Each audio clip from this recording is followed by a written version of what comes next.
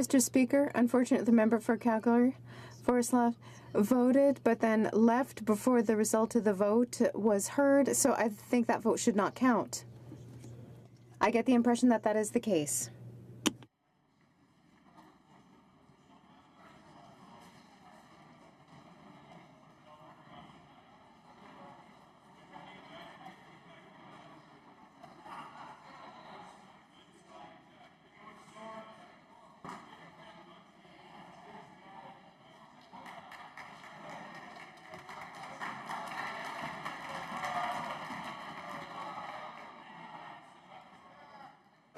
want to remind members that they have to remain in their seats until the result of the vote is announced and not leave prior to that, or else their vote cannot count.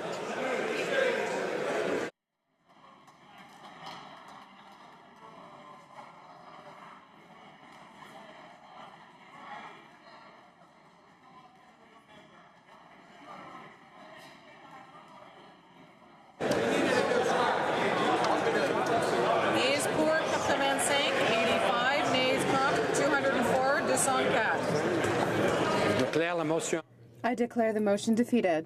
The House will now proceed to the taking of the deferred recorded division on the motion. Shall I dispense? I hear no's. The recorded division on the motion at second reading stage of Bill C-344 on private members' business. The question is as follows.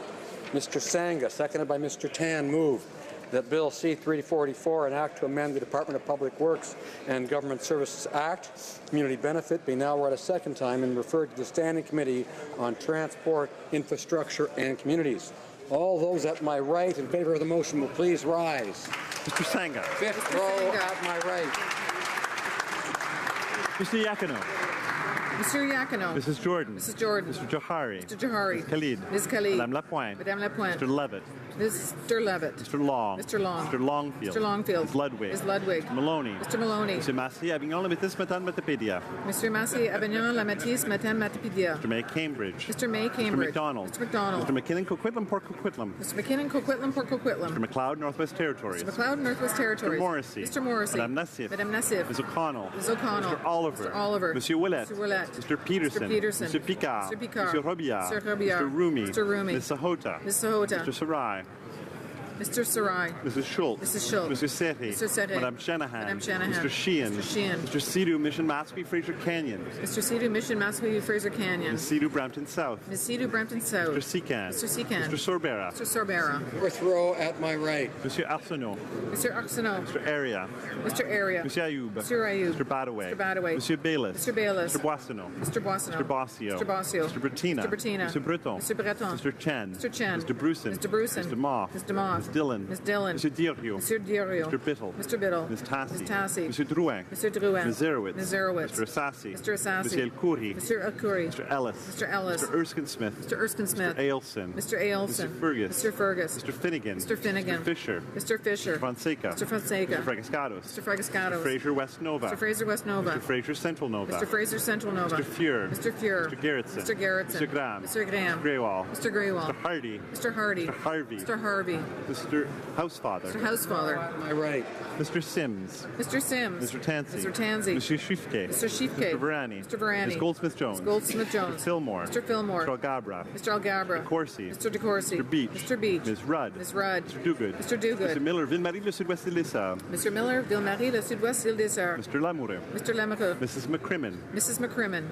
Monsieur Lightbound. Mr. Lightbound. Mr. Mendocino. Mr. Mendocino. Mr. Poisson. Mr. Poisson. Mrs. Lockhart. Mrs. Lockhart. Ms. Young. Ms. Young. Mr. Dollywall. Mr. Dollywall. Mr. Pescasolido. Mr. Pescasolido. Madame Mendez. Madame Mendez. Mr. Oliphant. Mr. Oliphant. Mr. Dubourg. Mr. Dubourg. Mr. Aldag. Mr. Aldag. Ms. Alislav. Ms. Alislav. Mr. Amos. Mr. Amos. Mr. Annan de Sangre. Mr. Annan de Sangre. Right. Monsieur Lausanne, Argenteuil, La Petite Nation. Mr. Lausanne, Argenteuil, Les Petites Nations. Mrs. Romanato. Mrs. Romanato. Mr. Rioux. Mr. Rioux. Mr. Blair. Mr. Blair. Mr. Holland. Mr. Holland. Mr. Casey Charlottetown. Mr. Casey Charlottetown. Mr. Leslie. Mr. Leslie. Ms. Gould. Ms. Gould. Mr. Carr. Mr. Carr. Ms. Monsef. Ms. Monsef. Mr. Rodriguez. Mr. Rodriguez. Mr. Garneau. Mr. Garneau. Ms. Duncan at Tobico North. Ms. Duncan at Tobico North. Mr. Duclos. Mr. Duclos. Ms. Murray. Ms. Murray. Ms. Cara. Ms. Cara. Mrs. Caesar Chavan. Mrs. Caesar Chavan. Mr. Cormier. Mr. Cormier. Mr. Wilkinson. Mr. Wilkinson. Mr. Lemetti. Mr. Lemetti. Mr. Cousin. Mr. Cusner. Mr. Rusnak.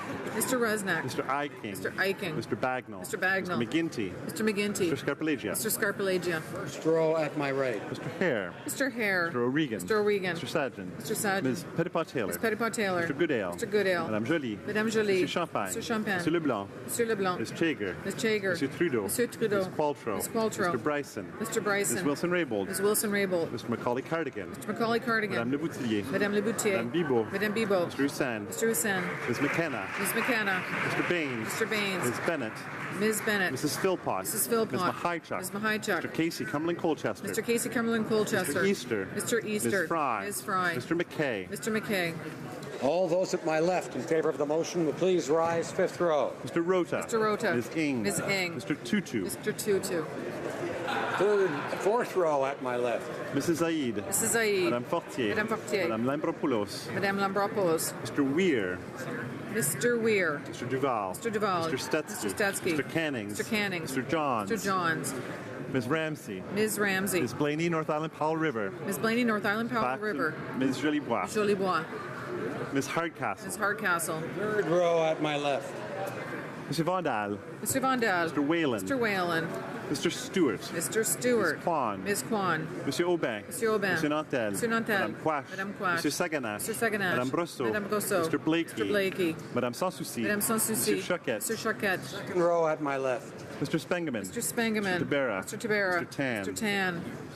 Madame Boutin-Sweet. Madame Boutin-Sweet. Ms. Matheson. Ms. Matheson. Monsieur Dubé. Mr. Dubé. Mr. Davies. Mr. Davies. Mr. Boulris. Mr. Boulris. Monsieur Dussault. Mr. Dussault. First row at my left. Monsieur Mulcair. Mr. Mulcair. Mr. Caron. Mr. Caron. Mr. Julian. Mr. Julian. Ms. Duncan Edmonton Ms. Strathcona. Duncan Edmonton Strathcona. Mr. Christopherson. Mr. Christopherson. Mr. Angus. Mr. Angus. Mr. Cullen. Mr. Cullen. Mr. Massey, Windsor West. Mr. Massey, Windsor West. All those at my right opposed to the motion will please rise. Fifth row. Fourth row at my right.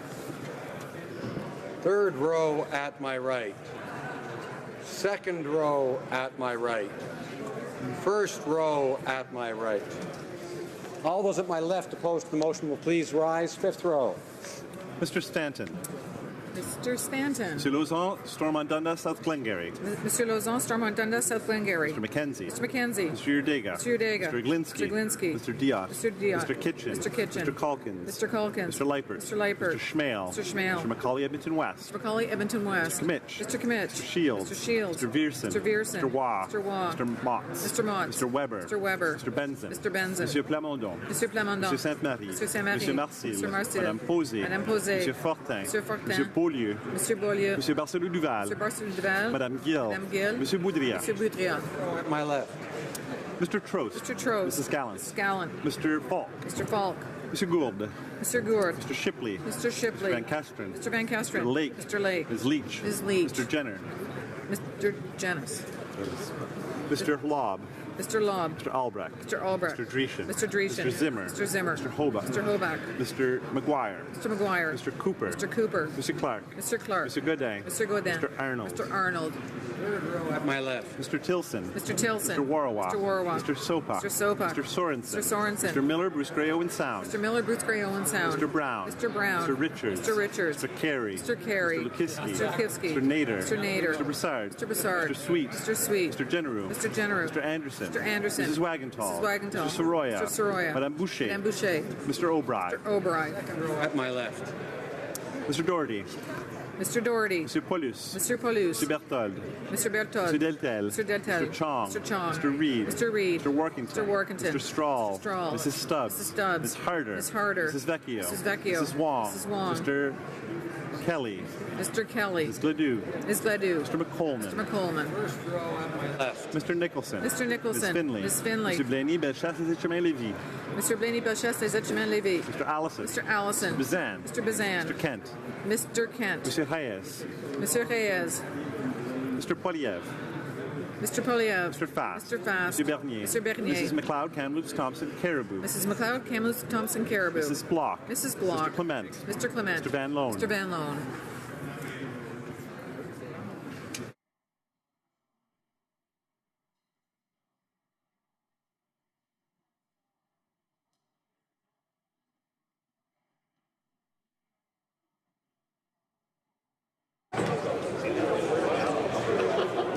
Yeas pour 196, 196, nays contre 93, 93. I declare the motion carried. Accordingly, the bill stands referred to the Standing and Communities.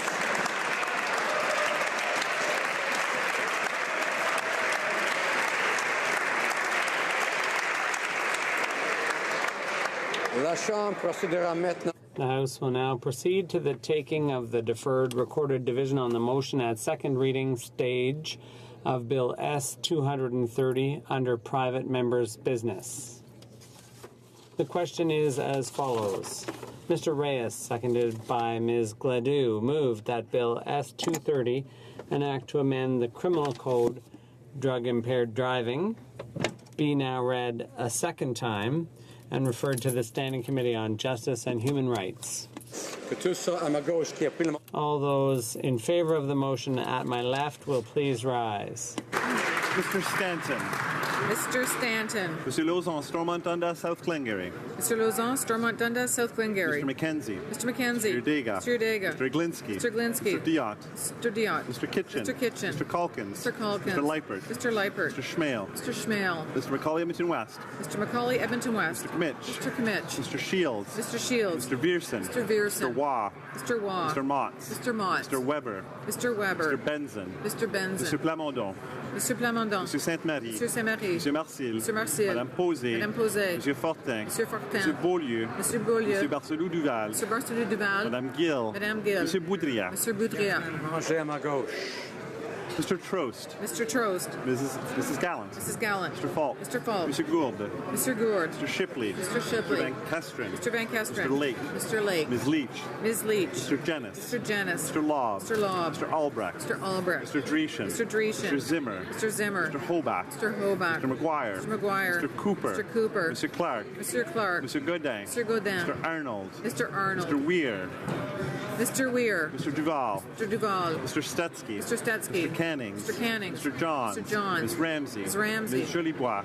Ms. Jolibois. Ms. Blaney, North Island, Powell River. Ms. Blaney, North Island, Powell Ms. River. Hardcastle. Ms. Hardcastle. Rangé à ma gauche. Mr. Tilson. Third row on my left. Mr. Warwa. Mr. Warwa. Mr. Sopak. Mr. Sopak. Mr. Sorensen. Mr. Sorensen. Mr. Miller, Bruce Gray, Owen Sound. Mr. Miller, Bruce Gray, Owen Sound. Mr. Brown. Mr. Brown. Mr. Richards. Mr. Richards. Mr. Carey. Mr. Carey. Mr. Lukowski. Mr. Lukowski. Mr. Nader. Mr. Nader. Mr. Broussard. Mr. Broussard. Mr. Sweet. Mr. Sweet. Mr. Generou. Mr. Generou. Mr. Anderson. Mr. Anderson. Mrs. Wagenthal. Mrs. Wagenthal. Mr. Soroya. Mr. Soroya. Madame Boucher. Madame Boucher. Mr. O'Brien. Mr. O'Brien. Mr. Stewart. Mr. Stewart. Ms. Kwan. Ms. Kwan. Monsieur Aubin. Monsieur Aubin. Monsieur Nantel. Monsieur Nantel. Madame Quash. Madame Quash. Monsieur Saganache. Mr. Saganache. Madame Brosseau. Madame Brosseau. Mr. Blakey. Mr. Blakey. Madame Sans Souci. Madame Sans Souci. Monsieur Choquette. Mr. Choquette.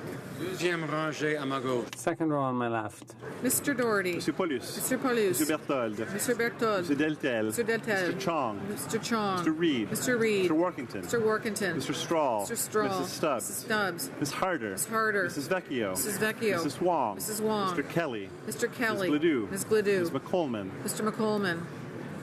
Madame Boutin-Sweet. Madame Boutin Ms. Sweet. Matheson. Ms. Matheson. Monsieur Dubé. Monsieur Dubé. Mr. Davies. Mr. Davies. Monsieur Boulris. Monsieur Boulris. Monsieur Dussault. Monsieur Dussault. Madame Moore. Madame Moore. Rangé à ma gauche. Mr. Nichols. First row on my left. Ms. Finley. Ms. Finley. Monsieur Blaney, Bellechasse, Zitchemin, Lévy. Mr. Blaney Bellechasse, Les Etchemins Lévy. Mr. Allison. Mr. Allison. Mr. Bazin. Mr. Bazin. Mr. Kent. Mr. Kent. Mr. Poiliev. Mr. Poliev. Mr. Fass. Mr. Fass. Monsieur Bernier. Mr. Bernier. Mrs. McLeod, Kamloops, Thompson, Caribou. Mrs. McLeod, Kamloops, Thompson, Caribou. Mrs. Block. Mrs. Block. Mr. Clement. Mr. Clement. Mr. Van Loan. Mr. Van Loan. Mr. Mulcair. Mr. Mulcair. Mr. Caron. Mr. Caron. Mr. Julian. Mr. Julian. Ms. Duncan, Edmonton, Strathcona. Duncan Edmonton, Strathcona. Mr. Christopherson. Mr. Christopherson. Mr. Angus. Mr. Angus. Mr. Cullen. Mr. Cullen. Mr. Massey, Windsor West. Mr. Massey, Windsor West. À ma droite, qui a pris la motion, va bien se lever. All those in the fifth row on my right who support the motion will please rise. What? Fourth row. Deuxième rangée. Third row on my right. Deuxième rangée. Second row on my right. Premier rang. First row on my right. Tous ceux qui à ma gauche qui s'opposent. All those on my left who oppose the motion will please rise. Ing. Mr. Tutu. Mr. Tutu. Rangée à ma gauche. Fourth row on my left. Fortier. Madame Fortier. Madame Lambropoulos. Madame Lambropoulos. À ma gauche. Third row on my left. Mr. Vandal. Mr. Whalen. Mr. Whalen. Deuxième rangée à ma gauche. Second row on my left. Fangaman. Mr. Tabera. Mr. Tabera. Mr. Tan. Mr. Tan. Premier rang. First row on my left. Que tous ceux à ma All those on my right who oppose the motion will please rise. Fifth row. No. Mrs. Jordan. Mrs. Jordan. Mr. Johari. Mr. Johari. Ms. Khalid. Ms. Khalid. Madame Lapointe. Madame Lapointe. Mr. Levitt. Mr. Levitt. Mr. Long. Mr. Long. Mr. Longfield. Mr. Longfield. Ms. Ludwig. Ms. Ludwig. Mr. Maloney. Mr. Maloney. Monsieur Massey, Avignon, Le Métis, Matane, Matapédia. Mr. Massey, Avignon, La Métis, Matane, Matapédia. Mr. May, Cambridge. Mr. May, Cambridge. Mr. McDonald. Mr. McDonald. Mr. McKinnon, Coquitlam, Port Coquitlam. Mr. McKinnon, Coquitlam, Port Coquitlam. Mr. McLeod, Northwest Territories. Mr. McLeod, Northwest Territories. Mr. Morrissey. Mr. Morrissey. Madame Nassif. Madame Nassif. Ms. O'Connell. Ms. O'Connell. Mr. Oliver. Mr. Oliver. Mr. Willett. Mr. Willett. Mr. Peterson. Mr. Peterson. Mr. Picard. Mr. Picard. Mr. Robillard. Mr. Robillard. Mr. Rumi. Mr. Rumi. Mr. Sahota. Mr. Sahota. Mr. Sanga. Mr. Sanga. Mr. Sarai. Mr. Sarai. Mrs. Schultz. Mrs. Schultz. Mr. Serre. Mr. Serre. Madame Shanahan. Madame Shanahan. Mr. Sheehan. Mr. Sheehan. Mr. Sidhu, Mission Matsqui, Fraser Canyon. Mr. Sidhu, Mission Masqui, Fraser Canyon. Ms. Sidhu, Brampton South. Ms. Sidhu, Brampton South. Mr. Secan. Mr. Secan. Ranger à ma droite. Fourth row on my right. Mr. Arsenault. Mr. Area. Mr. Area. Mr. Ayoub.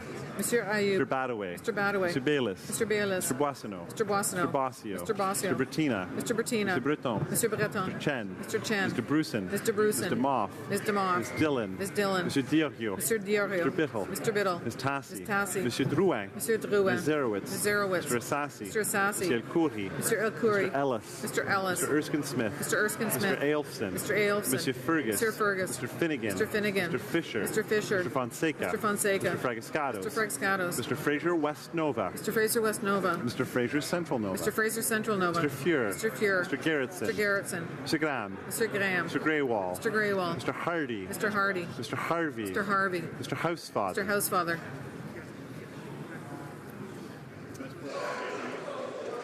Troisième rangée. Third row on my right. Sims. Mr. Sims. Mr. Tansey. Mr. Tansey. Mr. Shifke. Mr. Shifke. Mr. Varani. Mr. Varani. Ms. Goldsmith-Jones. Ms. Goldsmith-Jones. Mr. Fillmore. Mr. Fillmore. Mr. Algabra. Mr. Algabra. Mr. DeCourcy. Mr. DeCourcy. Mr. Beach. Mr. Beach. Ms. Rudd. Ms. Rudd. Mr. Dogood. Mr. Dogood. Mr. Millerville-Marie, le Sud-Ouest île des Sœurs. Mr. Miller-Ville-Marie, le Sud-Ouest île des Sœurs. Mr. Lamoureux. Mr. Lemerville. Mrs. McCrimmon. Mrs. McCrimmon. Mr. Lightbound. Mr. Lightbound. Mr. Mendoncino. Mr. Mendoncino. Mr. Poisson. Mr. Poisson. Mrs. Lockhart. Mrs. Lockhart. Ms. Young. Ms. Young. Mr. Dhaliwal. Mr. Dhaliwal. Mr. Pescasolido. Mr. Pescasolido. Madame Mendez. Madame Mendez. Mr. Oliphant. Mr. Oliphant. Mr. Dubourg. Mr. Dubourg. Mr. Aldag. Mr. Aldag. Ms. Alislev. Ms. Alislev. Amos. Mr. Amos. Mr. Anand de Sangri. Mr. Anand de Sangri. Deuxième rangée à ma droite. Mr. Lauzon. Second row on my right. Mr. Lozon, Argenteuil et Petite Nation. Mrs. Romanado. Mrs. Romanado. Mr. Rioux. Mr. Rioux. Mr. Blair. Mr. Blair. Mr. Holland. Mr. Holland. Mr. Casey Charlottetown. Mr. Casey Charlottetown. Mr. Leslie. Mr. Leslie. Ms. Gould. Ms. Gould. Mr. Carr. Mr. Carr. Ms. Monsa. Ms. Monsa. Mr. Rodriguez. Mr. Rodriguez. Mr. Garneau.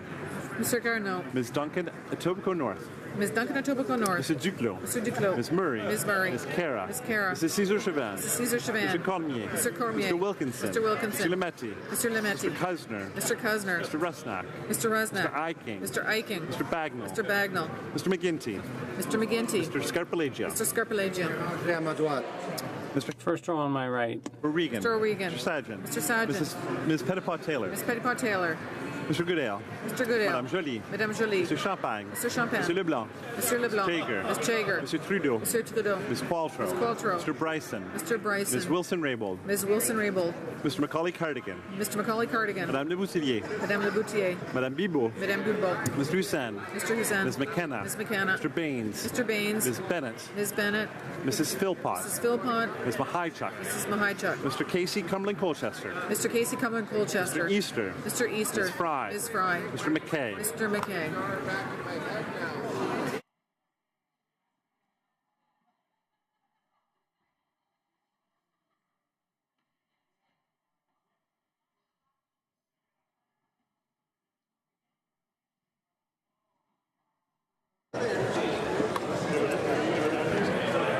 Ayes pour 127, 127. Nays contre 163, 163. Je déclare la motion. I declare the motion defeated. I wish to inform the House, because of the delay, there will be no private members' business hour today. Accordingly, the order will be rescheduled for another sitting, as will the debate on the motion to concur in the 13th report of the Standing Committee on Finance. In accordance with Standing Order 38, a motion to adjourn the House is deemed to have been made and seconded at this time. Therefore, the question is that this House do now adjourn.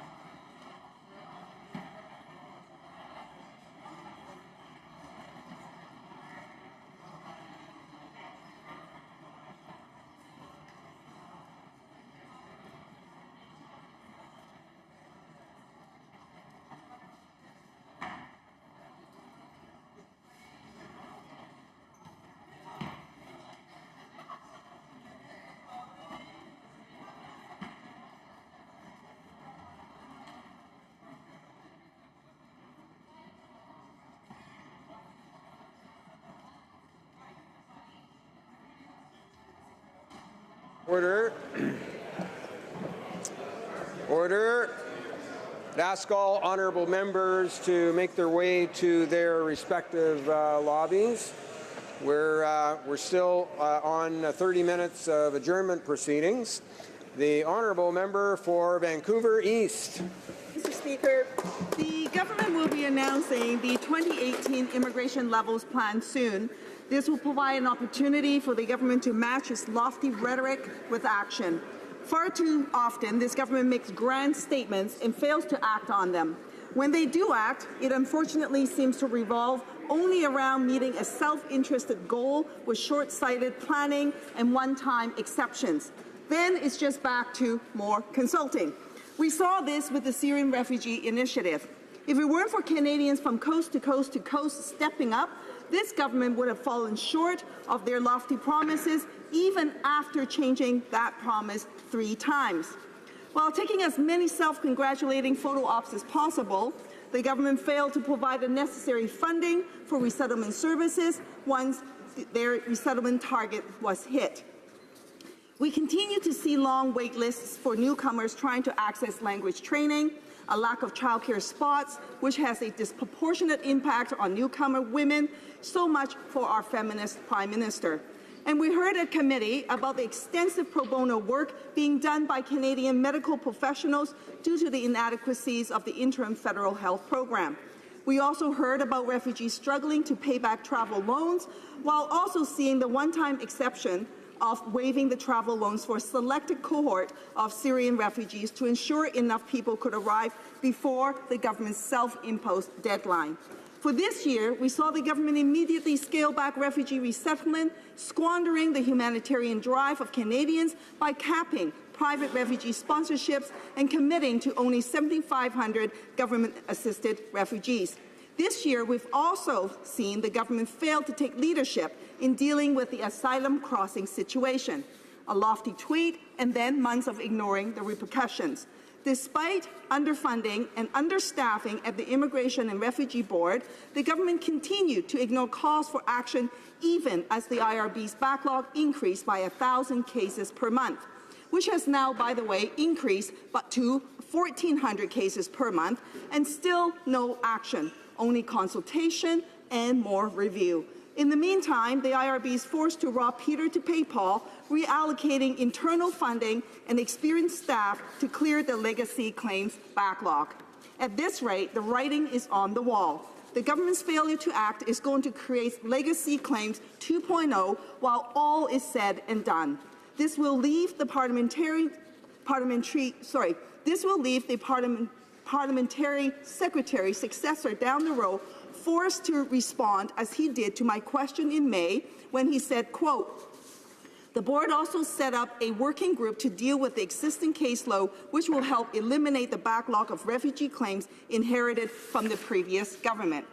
The government cannot claim to be living up to its promise to, quote, "deliver a safe, secure, and humane refugee system" when it continues to ignore the needs of the IRB.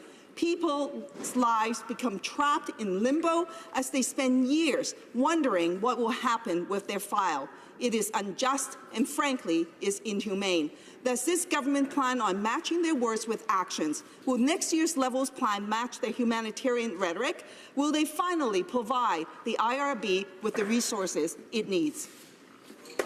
Secretary Parlementaire. The Honourable Parliamentary Secretary to the Minister of Citizenship, Immigration and Refugees.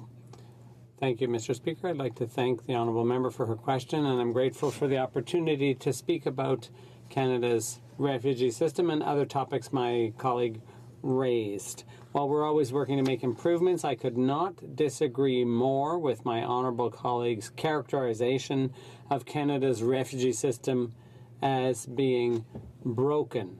I totally disagree with that, Mr. Speaker. On the contrary, Canada continues to have a proud tradition of providing assistance and protection to refugees.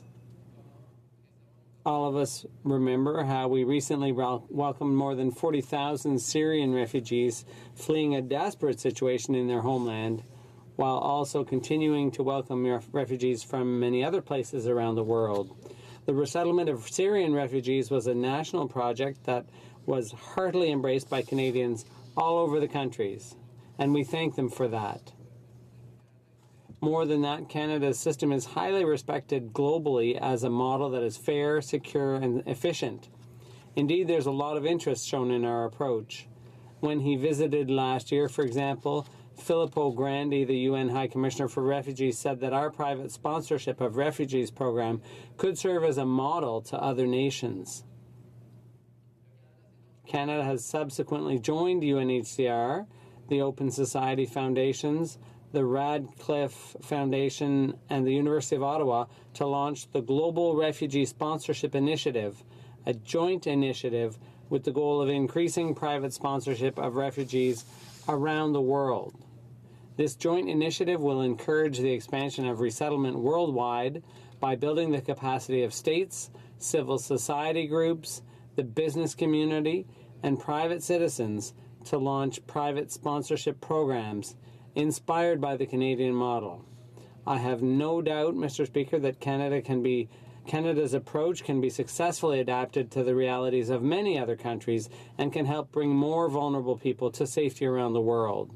Mr. Speaker, even though our refugee system continues to uphold Canada's long-standing humanitarian traditions, we're working to make sure the system runs as efficiently as possible and exploring further improvements so that our system will continue to be respected around the world. Mr. Speaker, for example, in 2016, the Department completed a formal evaluation of the asylum system and consulted stakeholders. We continue to examine ways to improve the system. Budget 2017 confirmed new funding to strengthen the system by making the Reviews and Interventions Program permanent. We also have an initiative to reduce the backlog and expedite processing. And as I said, we've also launched an independent review of the IRB to see how it can be improved. So, Mr. Speaker, we're determined to improve our system even further, and we believe we can do that by working all together. And that's what we've been doing since we first took office, and I think Canadians realize that our immigration system will be even better in the future. Thank you, Mr. Speaker. The government, frankly, is tone deaf on the issues that's been brought to their attention.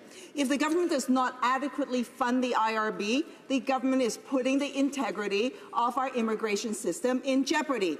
This government went from #Welcome to Canada to sending MPs around the U.S. trying to convince minority communities not to come to Canada. They've been out of touch with the situation on the ground from the start. To quote an IRB decision maker ruling in favor of one of the 69% of successful claims made by irregular crossers on the increasing fear and uncertainty of the U.S. system, quote, "Certainly, that seems to be playing out as you have feared. And today on the news, I know that President Trump has suspended the Syrian refugee program.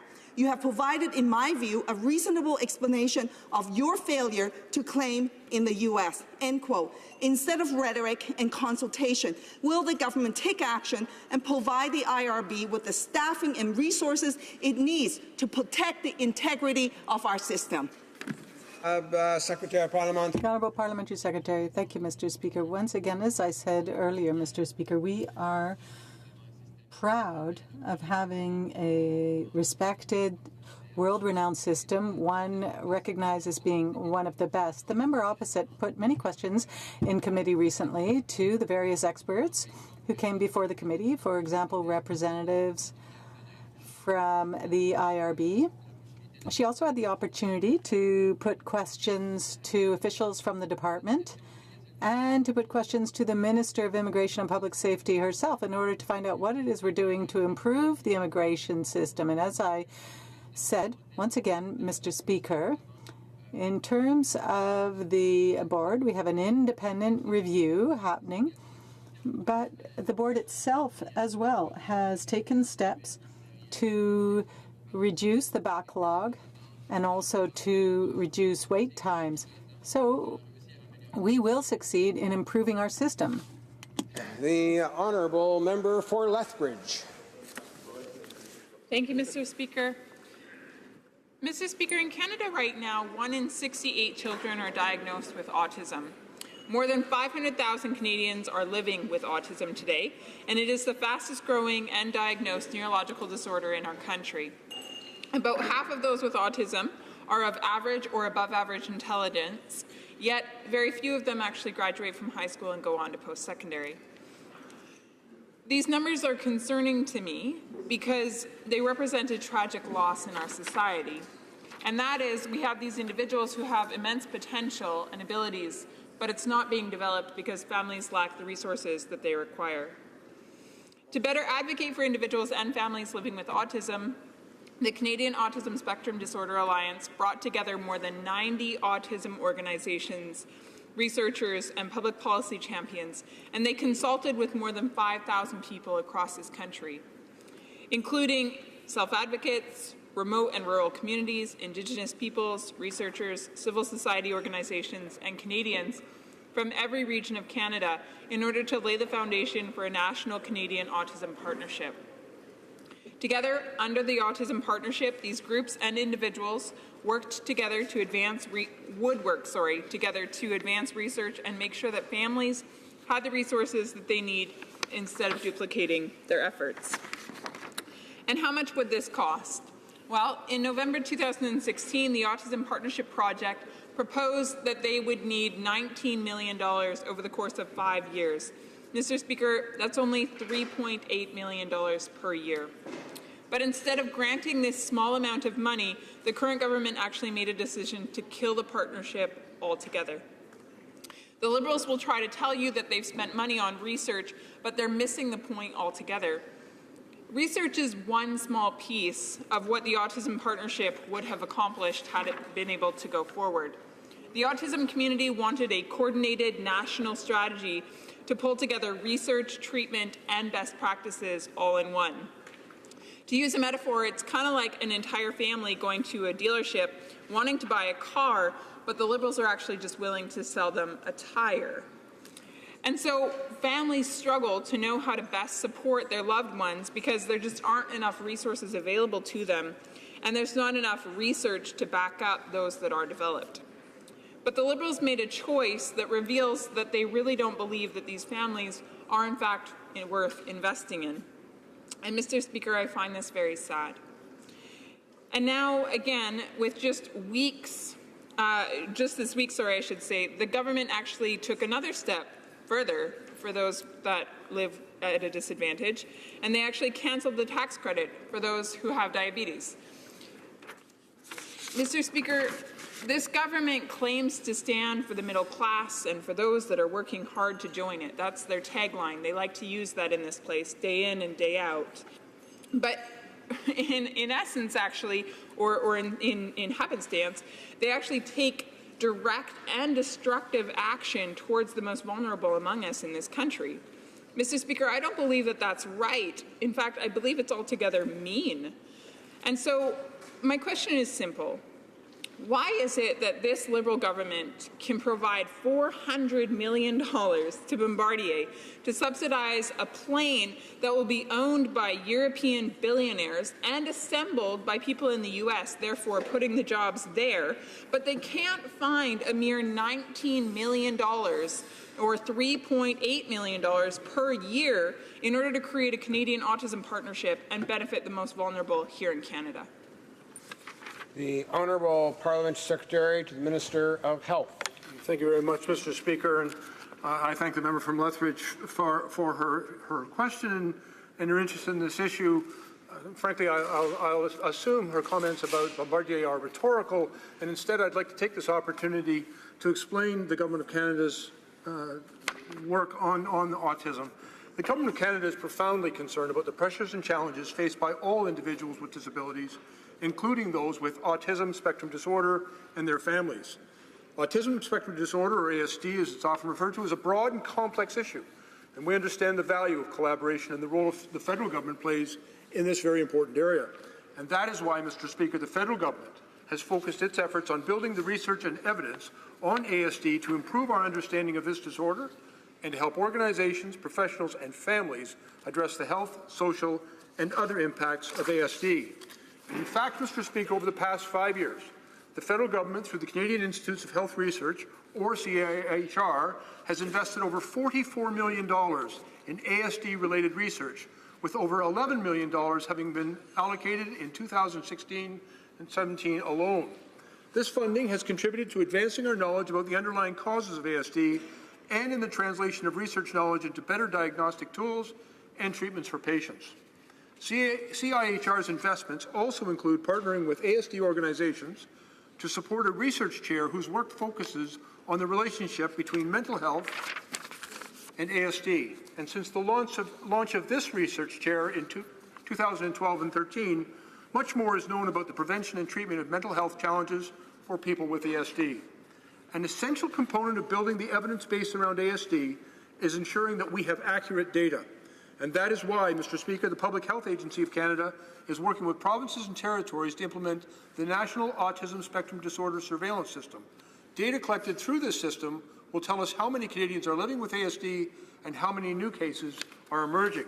The Public Health Agency of Canada is also supporting the Canadian Pediatric Society in the development of clinical assessment guidelines for ASD. These guidelines will contribute to improvements in early detection, screening and diagnosis, as well as early intervention. Mr. Speaker, our government is committed to supporting greater accessibility and opportunities for Canadians with disabilities, including those with ASD, in their communities and in their workplaces. Under the guidance of the Minister of Families, Children and Social Development, the Department of Employment and Social Development Canada is working to provide people in Canada with disabilities, including ASD, with new opportunities to learn and develop their skills and to participate in our economy. And through the Social Development's Partnership Program Disability component, the Government of Canada supports projects intended to improve participation and integration of people with disabilities in society.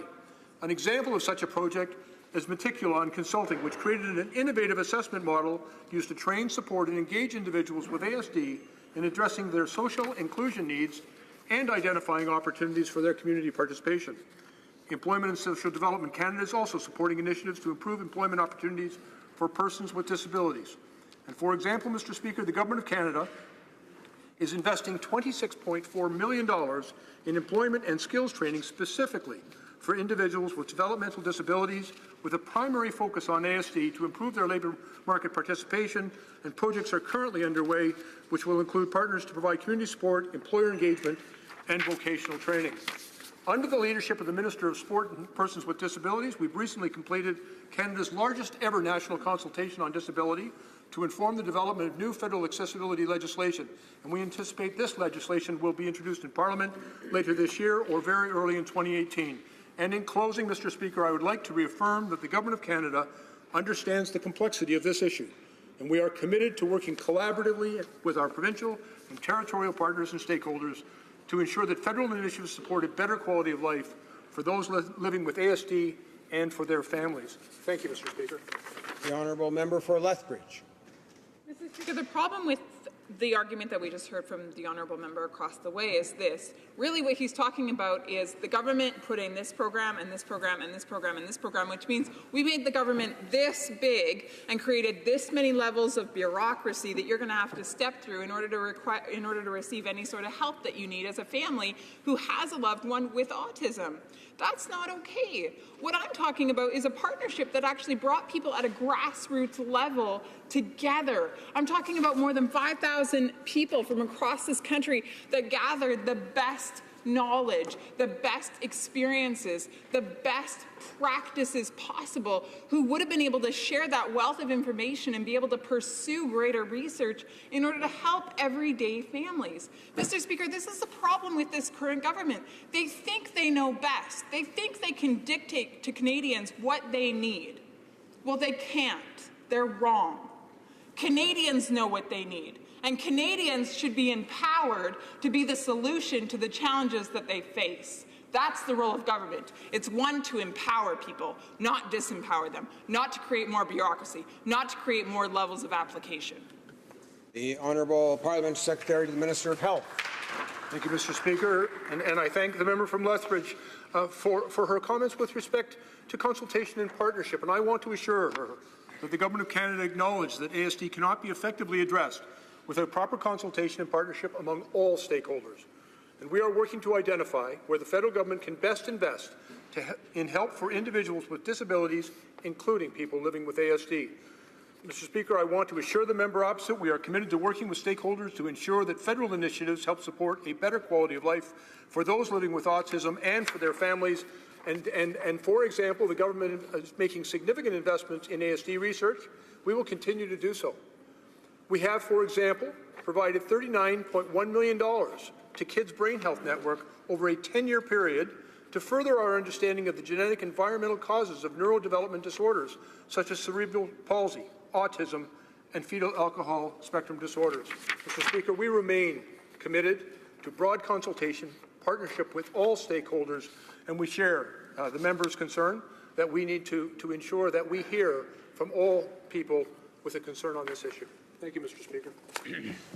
The Honourable Member for Mégantic-l'Érable. Thank you very much, Mr. Speaker. It gives me great pleasure to rise to take some time to expand on an issue that was raised on the 17th of May last in this House.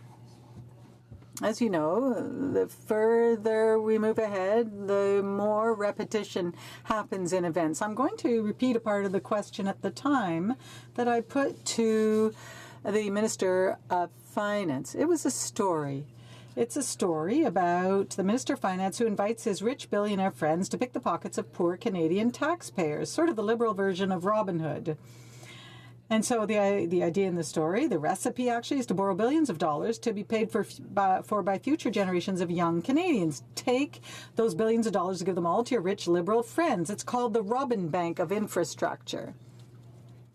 Well, I have to say that I was wrong, Mr. Speaker. The role of the Minister of Finance wasn't to take money from poor Canadians and put it in the pockets of his rich friends, but rather to put it in his own pockets.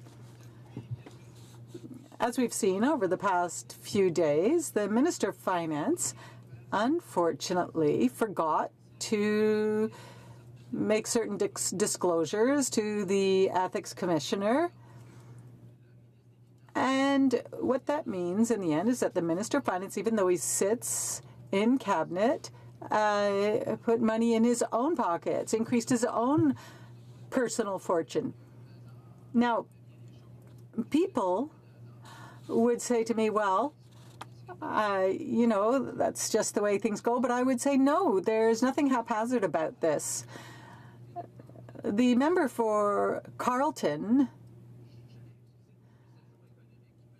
spoke in response to the economic update from the Liberals. Now, I don't know that I would really call this an update because it's just more of the same.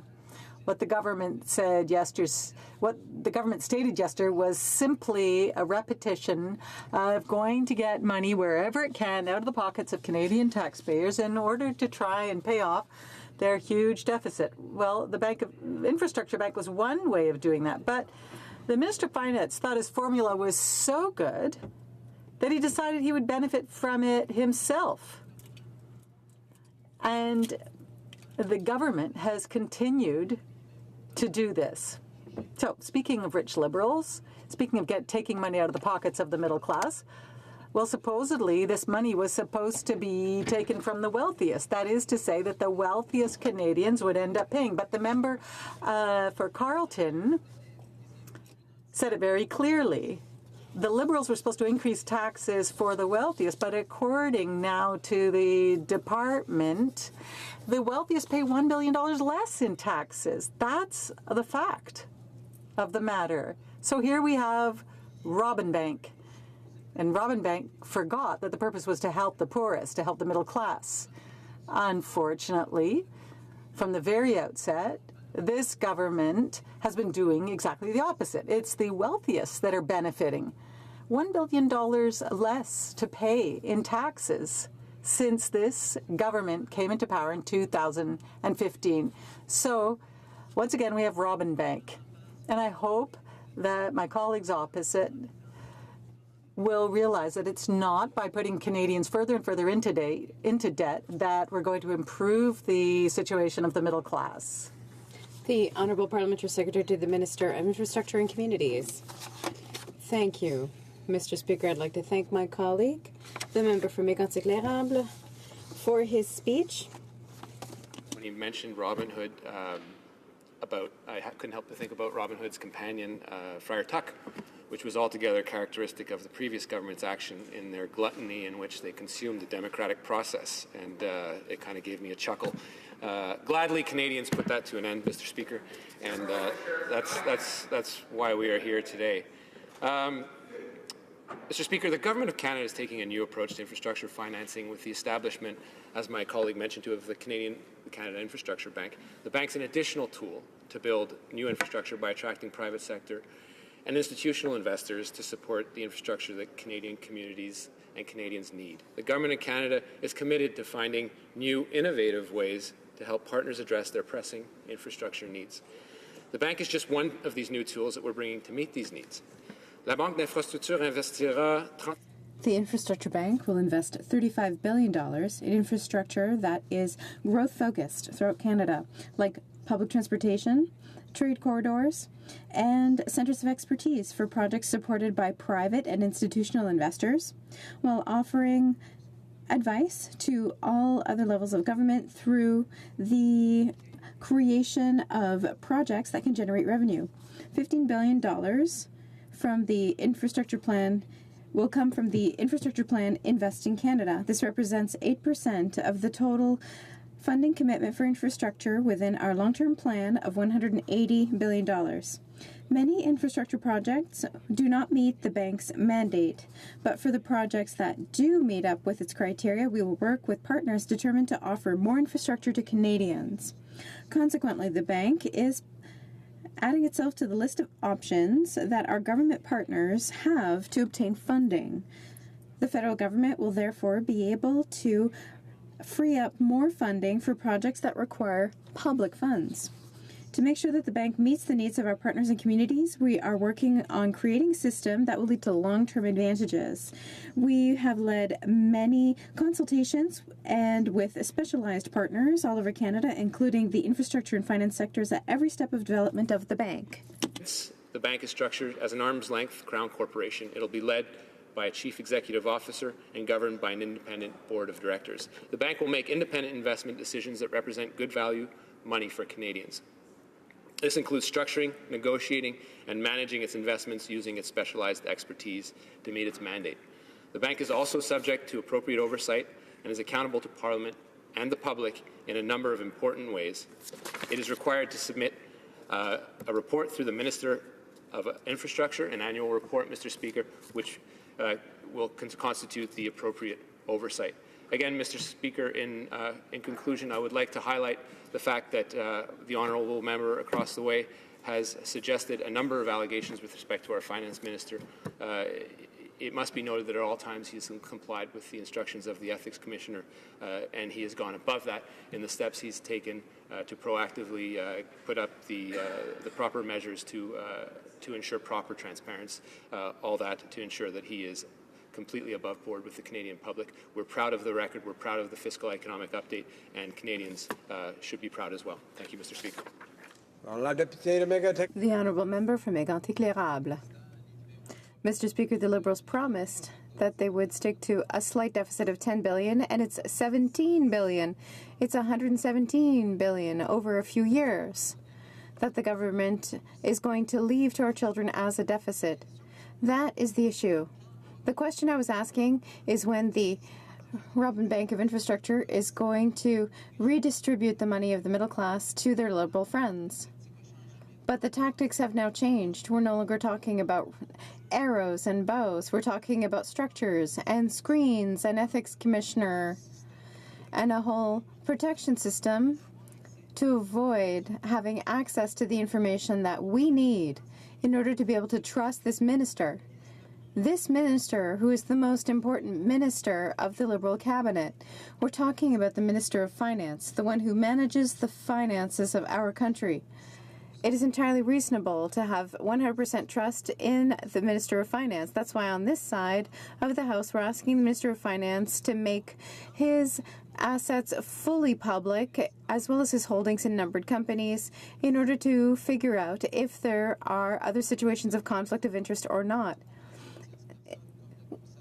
We can't just simply put our trust in a third person like the Ethics Commissioner. The Honourable Parliamentary Secretary. Thank you, Mr. Speaker. I didn't hear a question, but it gives me an opportunity to continue about the economic plan that is working. With that, I would like to say, once again, the bank, which was the subject of his initial question. Additional tool that our partners can use. Again, it's an engagement tool that our partners propose to us. It is not forced upon them, such as the measures that were taken by the previous government to force certain projects through a screen. They can decide to use it, or they can't. We will not impose it on anyone. By having this tool available for some project, it frees up the federal grant dollars for those projects that would not be a good fit for the bank. And all this is focused, again, squarely on Canadians. Grâce à des projets d'infrastructure comme ceux que nous Thanks to infrastructure projects like the ones we are going to support, and through our fruitful partnerships, we will make a real difference in the lives of Canadians and for the future of our country. that we'll go ahead with cautiously, but with the infrastructure dollars and the additional dollars by our private partners that we've committed to. It is something that is new, it is innovative, and it's something that is, again, squarely focused on Canadians, squarely focused on building the infrastructure necessary for the 21st century. Thank you, Mr. Speaker.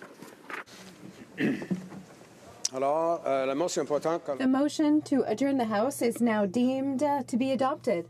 Accordingly, the House stands adjourned until tomorrow at 10 a.m. pursuant to Standing Order 24-1.